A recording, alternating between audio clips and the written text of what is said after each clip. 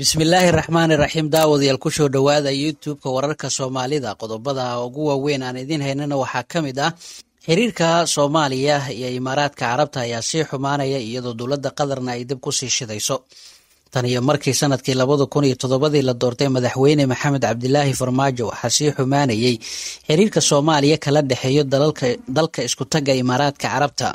dalka qaniga ah ee gacanka cadan ayaa u muuqda mid go'aansaday inuu dalka colaadaha ay la degeen ee Soomaaliya ku ciqaabo go'aankii uu ka qaatay muranka u dhaxeeya dalalka khaliijka sida imaaraadka carabta, Sacuudi Arabia iyo Bahrain oo xiriirka diblomaasiyadeed u jaray dalka Qatar oo lagu eedeeyay taageerada kooxaha argagixisada. dalalka imaaraadka carabta iyo qatar ayaa hardan ugu jira helida saami badan oo ku saabsan kheyraadka dalka oo dalal badani ku loolamayaan balse madaxtooyada Soomaaliya ayaa u muuqata mid u janjeerta dowladda qatar sida ay qorayaan warbaahinta khaliijka. imaaraadka carabta ayaa taageeradii uu siin jiray dowladda federaalka Soomaaliya u weeciyay maamulka Somaliland oo horey u shaaciyay inuu ka go'ay Soomaaliya inteeda kale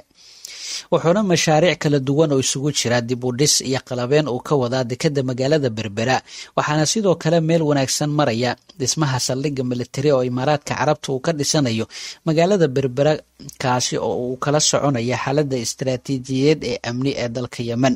sidoo kale dekada Berbera oo muhiim u ah dhaqaalaha ayaa waxaa maamulaya shirkad laga leeyahay Dubai oo lagu magacaabo DP World oo horey xildhibaanada baarlamaanka Soomaaliya ay u soo saareen sharci dalka looga mamnuucayo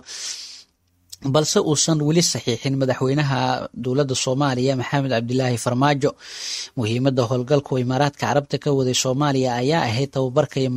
mushaarsiinta ciidamada xoogga dalka wuxuuna xiro weyn oo ku tababaro ciidamada ku lahaa magaalada Muqdisho taasi oo markii uu xiriirka labada dowladood xumaaday uu ka baxay. dowladda Soomaaliya oo hogaaminayo maxamed cabdilaahi farmaajo ayaa hadda xiriir wanaagsan la leh dowladda Qatar oo saaxiib ku leh Soomaaliya